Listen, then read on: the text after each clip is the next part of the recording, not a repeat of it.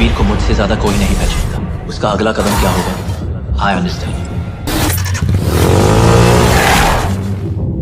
Then remember what I taught you, Khalid. Raw में रहकर भारत को धोखा।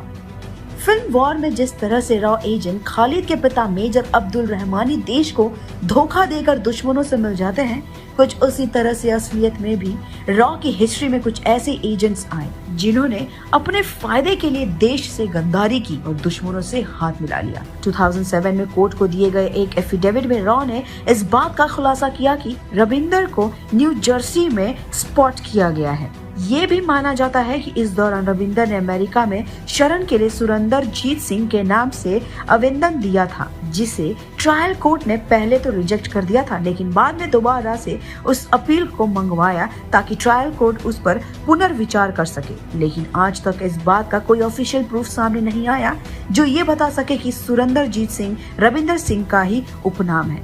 इसके अलावा इस बात का भी कोई कंक्लूजन नहीं निकला कि रविंदर यूएसए या यूरोप गया था या नहीं।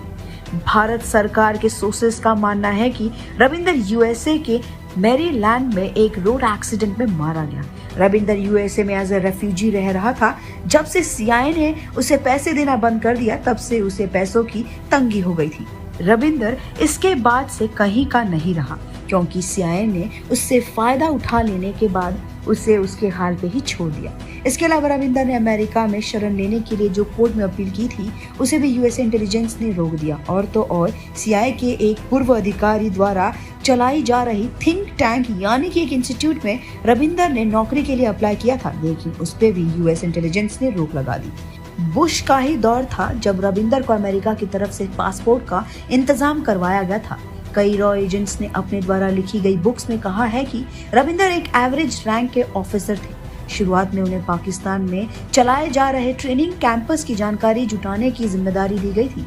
इसके बाद उन्हें वेस्ट एशिया और हॉलैंड में तैनात किया गया और उन्हें सिख की हरकतों पे नजर रखने को कहा गया। रविंदर ने जब सीआईए के लिए काम करना शुरू किया तो उसके बिहेवियर में अचानक आए बदलाव को देख इंटेलिजेंस ब्यूरो समझ गए। जांच करने के बाद पता चला कि रविंदर ने सीआईए के अपने एक हैंडलर को इन्फॉर्मेशन पहुंचाने के लिए कई अलग अलग तरह के ईमेल्स का प्रयोग किया और करीब 600 ईमेल्स भेजे थे। रविंदर को पकड़ने के लिए रॉ द्वारा जबरदस्त तैयारी की गई थी। रविंदर को रंगे हाथों पकड़ने के लिए उसके ऑफिस में एक हिडन कैमरा लगा दिया गया।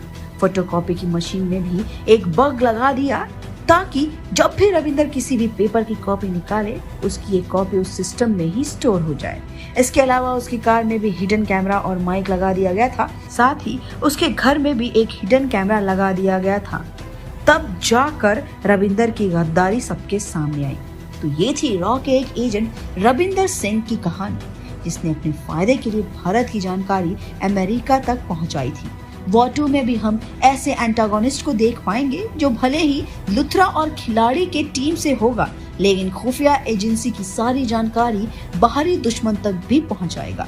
ऐसा कैरेक्टर कहानी में एक अलग लेवल का ट्विस्ट लाने का काम करेगा।